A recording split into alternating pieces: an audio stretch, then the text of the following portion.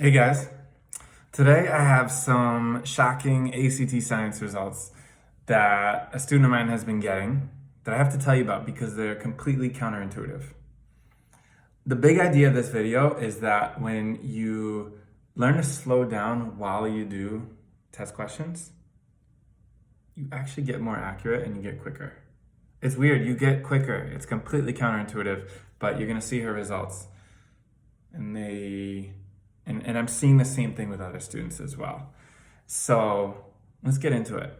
Here's what we've seen. So I started working with her 6 or 7 weeks ago, and we looked at ACT science first because that was the section she was underperforming on her December and February ACTs.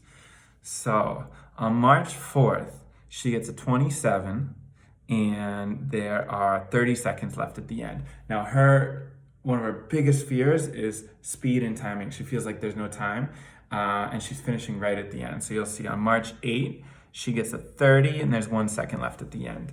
And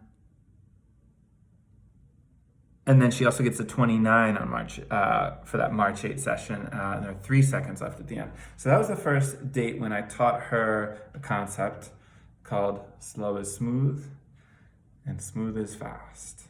And I encouraged her to start to take this on as her test-taking mantra. Slow is smooth and smooth is fast. March 15, she gets just 3 wrong, 33. So nice improvement from the 27. But she finishes right when time is up. During this session, I taught her how brainwaves work and how when we learn to slow our brainwaves down, we actually tend to become more effective. And you hear it in sports when an athlete is just killing it and they interview them afterwards, they say, it was like everything slowed down for me. The game slowed down. And literally, I'll bet if you were to look at their brainwaves are going slower than all their competitors who, under the bright lights and the intensity of the moment, the competition, etc., their brains are going a little too fast. And the one who's able to do it slower is actually at the advantage. And you'll see this more as I go through this video. March 25th, she gets about 2 weeks, 3 weeks, 2 weeks after I've taught slow, smooth, fast, and then the next week I teach her brainwaves. Okay, about 10 days later, she gets a 34 on a science section. And she does it with 4.5 minutes left at the end. Now, another section she did for that day, she got a 31 and she finished right as time was up. But there's sort of a break in the clouds with that 34 with 4.5 minutes left. She'd never done anything like that before. And now she's really thinking about slow is smooth, smooth is fast. Next, I see her April 11. She gets 4 wrong for a 30. But she finishes with 5.5 minutes left at the end. And she's now writing at the top of the section, slow is smooth and smooth is fast. Another test she took for that session, she got a 35 on, and she finished with 3 minutes, 52 seconds left. Now, I was really excited about this. She says, okay, hold on, let's see me do this more before we can really believe these results. And that was the day after I had taught her about how to slow your brainwaves and even taught her how to use meditation to do it. She agrees that day to take on a daily meditation habit. As long as she can sit, at this point it's about 4 minutes, that she can just sit in stillness without going crazy. So, that's where her meditation fitness is right now. That's the weight she can lift. And so she sits for 4 minutes.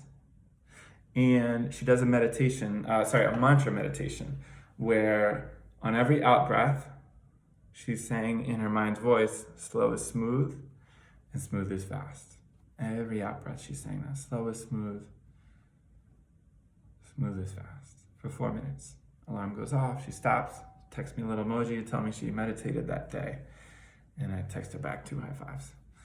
I see her a week later.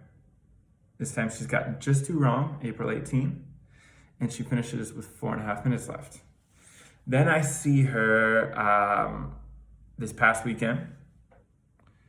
She gets her first 40 out of 40. Guess how much time is left at the end?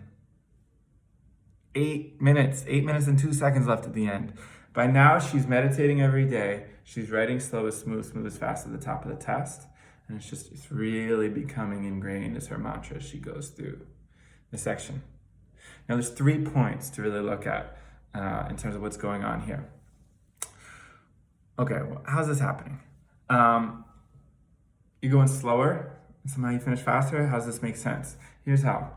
What most students are doing is under time pressure. They're saying, I gotta hurry up. The kid over there, it looks like she's 2 pages ahead of me. I gotta speed up. And so they're always trying to rush and hurry, so they read the question too fast, and then they miss key parts of the question, and they don't process them, they don't understand them, they feel confused because they didn't understand the whole question. And then they go back and they reread it. But when they go back and reread again, they read it too fast, and so they miss a part or two, and they feel confused. And they'll go back 5, 6 times sometimes, rereading the same question, and then not really having understood it, but now knowing they really have to move on from the question, they just kind of choose an answer and move on. It's not a recipe for accuracy. So the second point, first point, they're missing it because they're reading it too fast, they're not processing each part of the question. Okay, so when you slow down as you read the question and you read at your own pace, you can process the question bit by bit. Sometimes it's just 3 words at a time. But when you do it that way, you actually understand everything. And you answer accurately. And you only had to go through the question once. That's why it's quicker, because you only read the question once as opposed to 5 times rereading it when you're trying to hurry. Where all the time gets wasted in test taking, it's not by taking careful, patient steps through the question. Where all the time gets wasted is all the time you spend confused and worried and anxious and panicking and doubting yourself. That's where the clock is ticking and you don't even have a sense for it. But when you're going slow as smooth, smooth as fast through the question, you do it accurately, and you only have to read the question once. Anthony Green, another test prep tutor, has a great technique where he teaches students, and we teach this now too because it's a great technique for him, where literally as you're doing any question, he teaches it for math, and it works for other questions too, reading and science too, maybe some English questions. You literally, with your pencil, you cross out each part of the question as you've read and digested it. And for students who are worried about timing and going too fast, which makes them slower, by the way, the cross-out technique, bit by bit, through the question, as you're reading and digesting it, it's like magic. It's perfect training wheels to help you learn to slow down. And I'll tell you at the end a couple other techniques that will really help you slow down and do this effectively. The third point to make is just how counterintuitive it is. And that's captured in the saying, slow is smooth and smooth is fast. And so peak performers in all these arenas where you would feel so much pressure to go faster, you'll see the best performers are constantly reminding themselves to slow down. US Navy SEALs, their mantra is constantly repeating. And you can imagine Navy SEALs, they're trying to do things fast. Their lives are on the line. They're always repeating, slow is smooth, smooth is fast. It's where life and death is at stake. And years of iteration and learning are built into that institution. And this is the mantra they go to. Okay, it's a useful one for what to do under pressure. And when you feel pressure to move faster. Conor McGregor, UFC fighter, these guys they could kill another person with their hands. They're that powerful and skilled. And literally on Conor McGregor, the UFC fighter, on his left forearm, a tattoo is slow as smooth and smooth as fast. You'd think McGregor, it's all about move faster, react faster. He's reminding himself, slow down, because that's what makes him faster. Totally counterintuitive. Alain Prost was a French F1, Formula One driver, one of the greatest of all time in the 80s. He has a famous quote. He says, even as he was driving his race car, if he were to look quickly, he would actually drive slower. He has a quote, he says, when I look slow, I turn slower and I drive faster. Even just how he's using his eyes. Formula One, race car driver, trying to go quickly. And his whole thing is slower. And that's how he goes faster. pilots, especially before computers really started flying planes, beginning pilots, when they would hit turbulence, would make the mistake of trying to speed up to get out of the turbulence, and that would exacerbate the turbulence. And veteran pilots, by contrast to experience, would know when you hit turbulence, slow down. You kind of just patiently ride out the turbulence, and it's a much smoother, quicker experience that way. Stand-up comedians, my last example. In high-level stand-up comedian training, one of the things they constantly teach comedians is if you think you're going too slow, go slower.